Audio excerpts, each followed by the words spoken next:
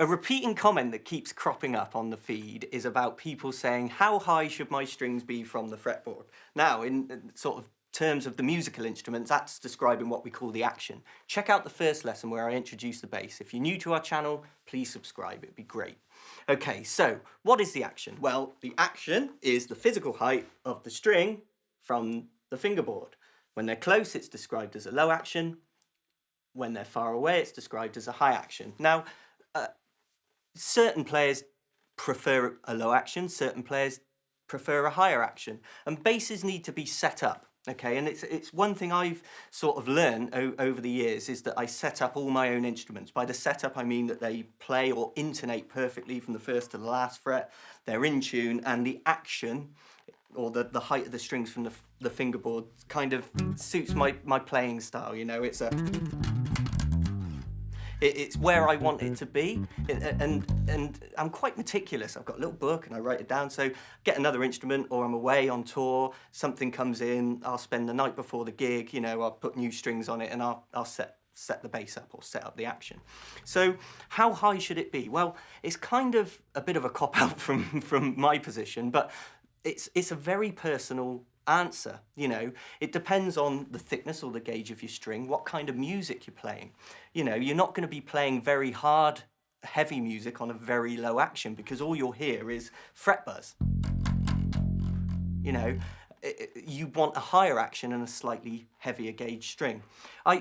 If your bass guitar is kind of unplayable, I'd really recommend striking up a relationship with your local music store. Support that because it's great. Speak with other like-minded players. Get hold of a guitar or a bass tech to have a look at your instrument and set it up for you.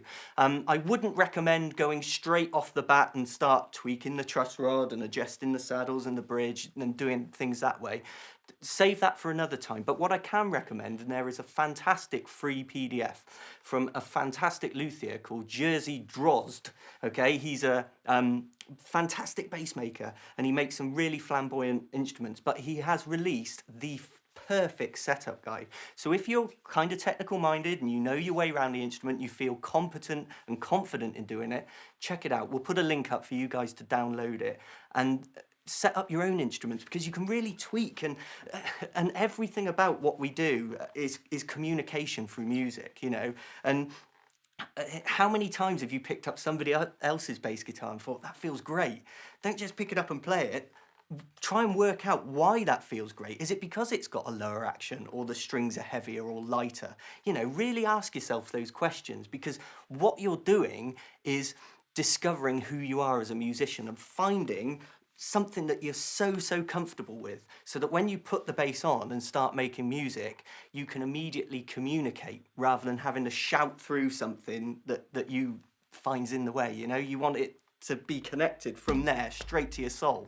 Okay, so that's how high your strings should be. The answer, it's up to you. Hi there, welcome to Music College TV. We've been giving you lessons for the past few years or so, and we want to engage all of you guys at home to generate some content of your own. Upload your videos, share them with us. We want to comment on your work. Subscribe below and let's get talking.